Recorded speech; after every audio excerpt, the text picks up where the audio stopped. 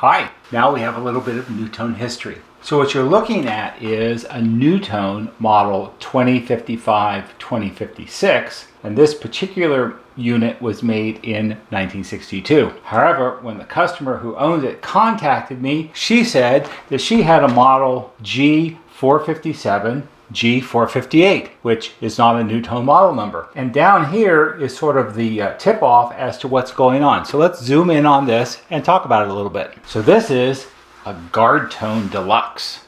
And I've seen units like this before. It is a NuTone master station, but it was sold and I assume installed by the Guardtone company out of, I think it's either Nevada or Utah. Not positive about that because 1962 was a long time ago. I've seen other units like this. I've seen them for sale on eBay. And I actually have seen them. There's a housing subdivision in Walnut Creek, California, full of Eichler homes. And if you're interested in mid-century modern things and houses, look up Eichler homes. It's very interesting. There's a very good book about Eichler. These houses in Walnut Creek were built in the late 1960s and early 1970s. I think probably about like 68 or 9 through like 72 or so. Some of the houses, intercoms were apparently an option, perhaps, and the houses that have them, some of them have Guardtone intercoms. So what are Guardtone intercoms? Well, they are standard NuTone intercom systems. There is nothing different about them than any other standard NuTone intercom system, but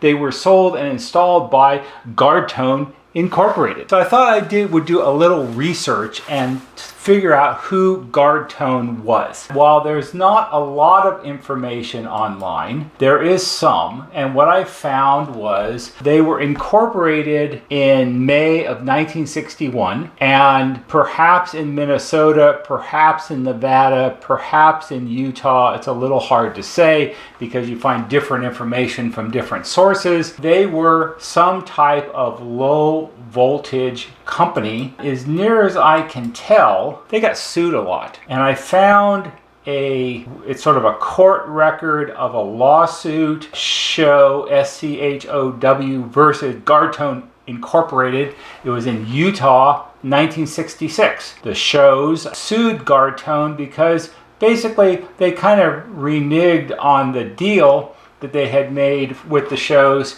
to install some equipment.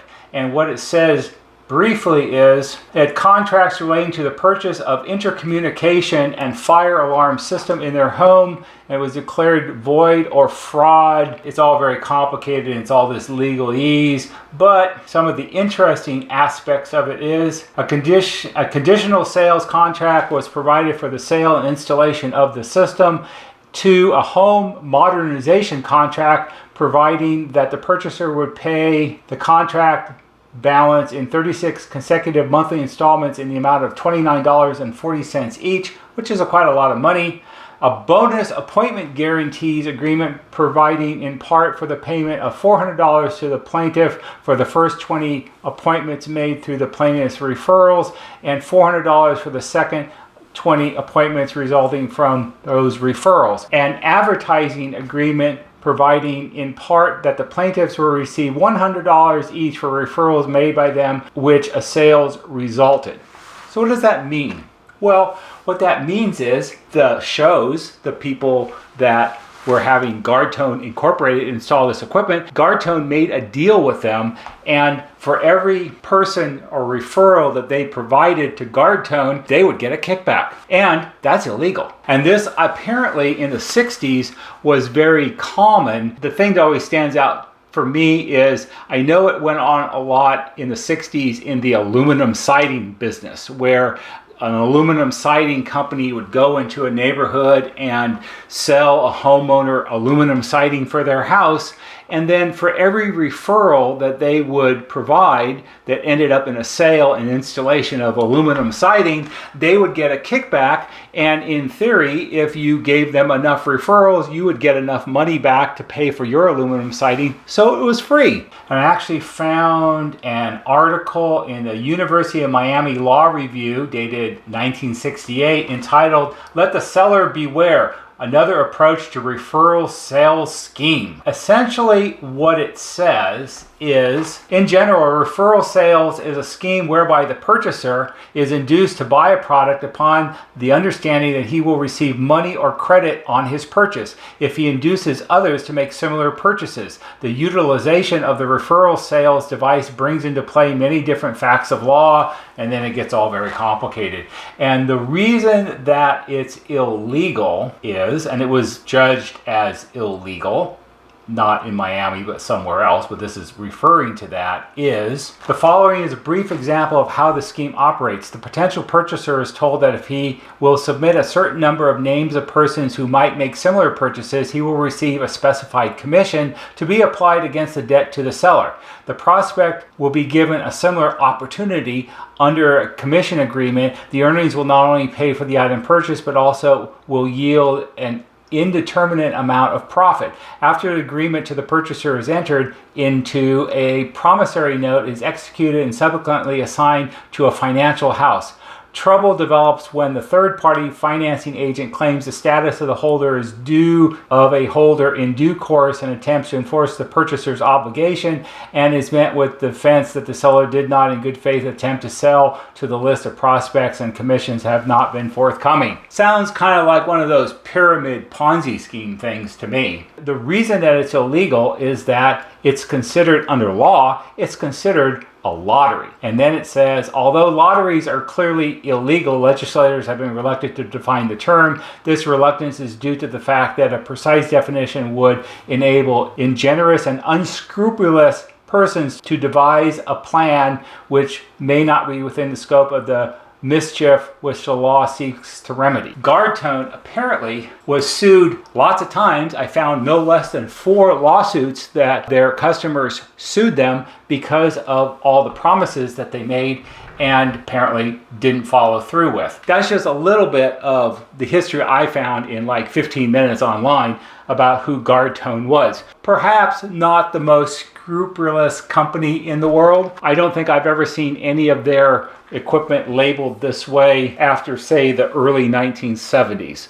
I don't think that was really the case. Was this plaque, was this applied by NuTone over, this is on the faceplate of this unit, this is where the NuTone model number and other specifications would have been labeled. Did NuTone put this on here for Guardtone? I don't know. NuTone has a history with at least one other company that I know of who did some private labeling on intercom equipment, because that company purchased large quantities of intercom equipment on a regular basis for new construction installation. There used to be a company in Southern California called Remy Security, and Remy Security did all of the low voltage work for Chappell Homes. Now Chappell is part of Toll Brothers, I believe. And Remy Security bought thousands and thousands of intercom systems, which they installed in Chappell Homes. They were primarily 3003s. On the door of a 3003, which would be sort of in this area right here, there was silk screened onto the door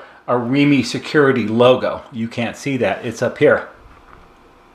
It would be right here. It said Remy, and it was the Remy emblem, and I think it said security on it. I don't remember exactly. And that was something that NuTone did. It came from the factory that way. It wasn't done later on. That kind of means that there was a history that they would be willing to do that.